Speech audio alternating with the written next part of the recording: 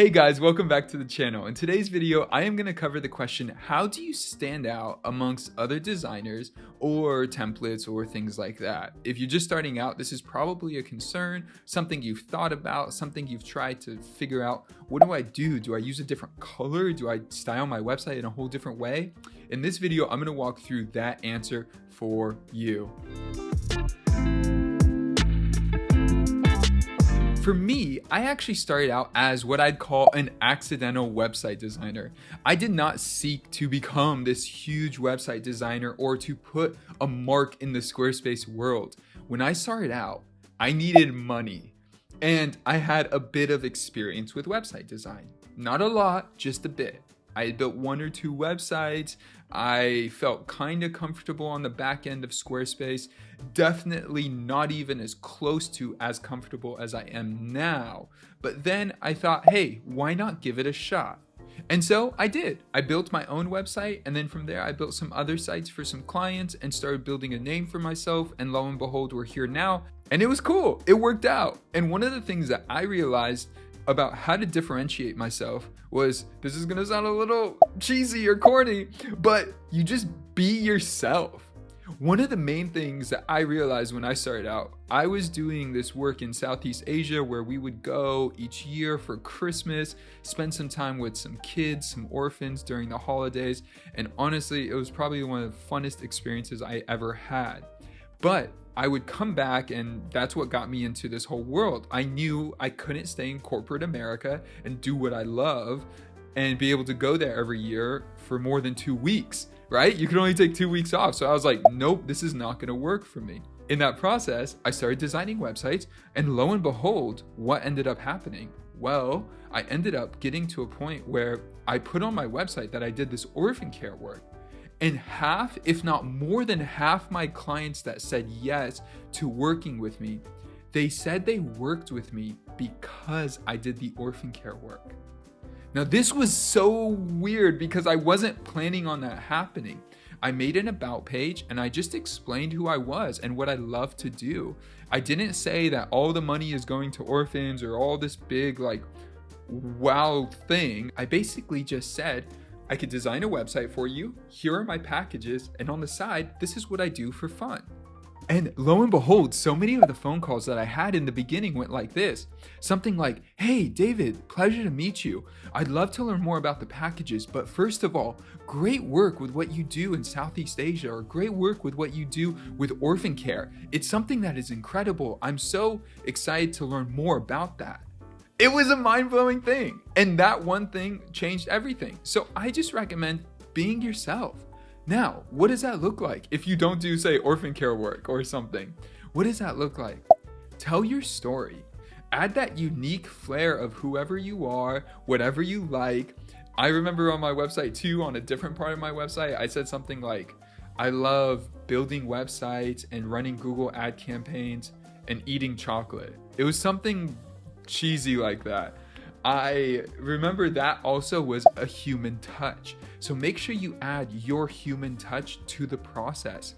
Maybe mention what city you live in, maybe mention what part of life you're in, college student, or just out of college, or freelancing, or beginning freelancer. I don't think it's a bad thing to just say the honest truth, because sometimes that's what people want to partner with. They might want to partner with someone who's new to freelancing. They don't have the confidence themselves to partner with someone who's done a ton of freelance projects. Or in another way, they might think you are a great choice because you're interested in 1 or 2 things. And here's the key. People do not choose the best option. They choose the safest option. And how do you find a safe option? Well, you find a safe option by connecting points. So this is the way I literally think about it. Now, imagine someone does a Google search and they type in Squarespace website designer, and then they end up on your website. You have to have in clear language, Squarespace website designer, not I've been in business for 17 years and we do the best work in the world. What does that even mean? I have no idea what that means. You need to say, if somebody types in Squarespace website designer on Google, your website should say Squarespace website designer. Then from there, you want to try to attach to as many connecting points as you can. So just think about it this way. When you are buying a product or a service, really try to analyze exactly how you make the decision between 4 companies. When you go online, you start doing searches. Which headlines stick out to you versus which headlines do you overlook?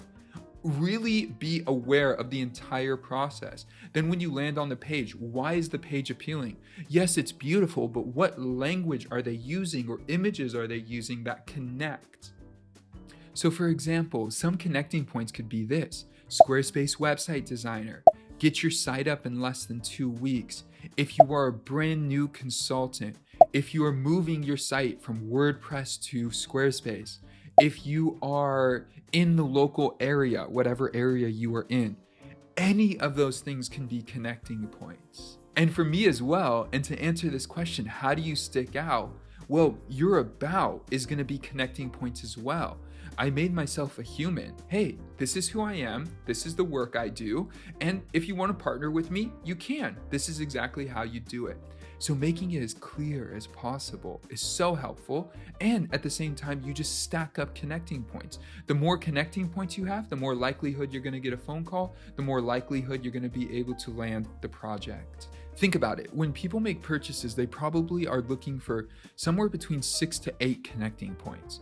Like I mentioned a few of them. One of them is going to be that you actually do what they need. That's an easy one. Sometimes you search for something on Google and you end up on a website and you're not actually sure if they do what you're looking for. Then you want to see, do they do specifically what I'm looking for? So for example, they design websites on Squarespace, but do they design websites for consultants? And you don't have to limit yourself. I think you can niche down if you want, but you could also say, we have helped consultants, e-commerce, small businesses, local businesses, cleaners, whatever. You could list 30 things. It really doesn't matter. All those 30 help you build those connecting points. You could also talk about features, things that you offer. We help designing a website. We help with logo design. We help with creating all the pages. We help with training. We help with setting up your email marketing setup. We help with running ads, whatever it may be. You don't have to do those all, but any of those things that you do, you want to mention and make clear to the client, or better yet, the potential client. So how do you stand out amongst designers and templates? Well, be yourself. And you don't have to go crazy with 17 colors on your website. Choose one main color, talk about who you are. I always recommend for new designers, it's a simple 5-page website. Home, about, services, portfolio, testimonial, actually 6, and contact page. And those 6 pages are really what you need to get started. Each page is pretty clear on what you need on it. Homepage is just an overview of your products, services, everything you're selling, all of that, and your about and ways to contact you. Then the about page is about you, what we just talked about. Then the other page, services page, breakdown of your services. Then from there, your portfolio. What have you made before? Show off a few of your products, your websites, whatever you've built. Testimonial page, few customer reviews. Show that off. If you don't have them yet, don't have the page yet. It's not that hard. But everything else, super clear. Contact page, make it easy, user-friendly, simple for people to contact you. Highly recommend a form so you can get a bit of information, not just an email.